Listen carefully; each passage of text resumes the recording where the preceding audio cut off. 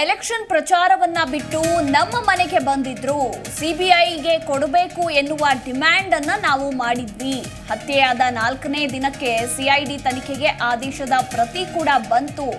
ಇದೇ ಸಂದರ್ಭದಲ್ಲಿ ಹೆಬ್ಬಾಳ್ಕರ್ಗೆ ಕೃತಜ್ಞತೆ ಸಲ್ಲಿಸೋದಕ್ಕೆ ನಾವು ಬಂದಿದ್ದೇವೆ ಅಂತ ನಿರಂಜನ್ ಹಿರೇಮಠ ಲಕ್ಷ್ಮೀ ಹೆಬ್ಬಾಳ್ಕರ್ ಭೇಟಿ ಬಳಿಕ ಹೇಳಿಕೆಯನ್ನ ಕೊಟ್ಟಿದ್ದಾರೆ.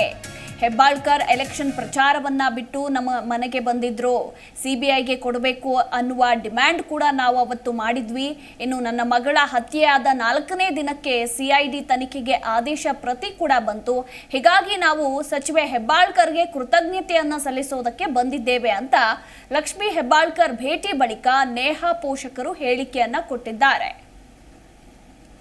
ಲಕ್ಷ್ಮೀ ಹೆಬ್ಬಾಳ್ಕರ್ ಮೇಡಮ್ ಅವರು ತಕ್ಷಣ ನಮ್ಮದು ಒಂದು ಚುನಾವಣೆ ಪ್ರಚಾರ ಕೂಡ ಬಿಟ್ಟು ನನ್ನ ಮನೆಗೆ ಬಂದು ಕೆಲವೊಂದು ಈ ಘಟನೆಯ ಬಗ್ಗೆ ವಿವರಣೆಯನ್ನು ಪಡ್ಕೊಂಡು ತಕ್ಷಣ ಮುಖ್ಯಮಂತ್ರಿಗಳಿಗೆ ಮತ್ತು ಉಪಮುಖ್ಯಮಂತ್ರಿಗಳಿಗೆ ಮತ್ತು ಕಾನೂನು ಸಚಿವರಿಗೆ ಅವರು ಕೂಡ ಕೆಲವೊಂದು ಬೇಡಿಕೆಗಳನ್ನು ಇಟ್ಟಿದ್ದೆ. ಅದೇ ರೀತಿ ಅವರು ಕೂಡ ಪ್ರಸ್ತಾವನೆ ಮಾಡಿ ನಮ್ಮ ಎದುರುಗಡೆ ಕಮಿಷನರ್ ಕೂಡ ಕರೆದು ನಮಗೆ ಭದ್ರತೆ ಬಗ್ಗೆ ಆಗಲಿ ಮತ್ತು ಫಾಸ್ಟ್ಯಾಗ್ ಕೋರ್ಟ್ ಬಗ್ಗೆ ಆಗಲಿ ಮತ್ತು ಇದನ್ನು ಸಿಐಬಿಗೆ ಕೊಡಬೇಕನ್ನೋ ಕೂಡ ಡಿಮಾಂಡು ಅವ್ರ ಮುಂದೆ ಇಟ್ಟಿದ್ವಿ.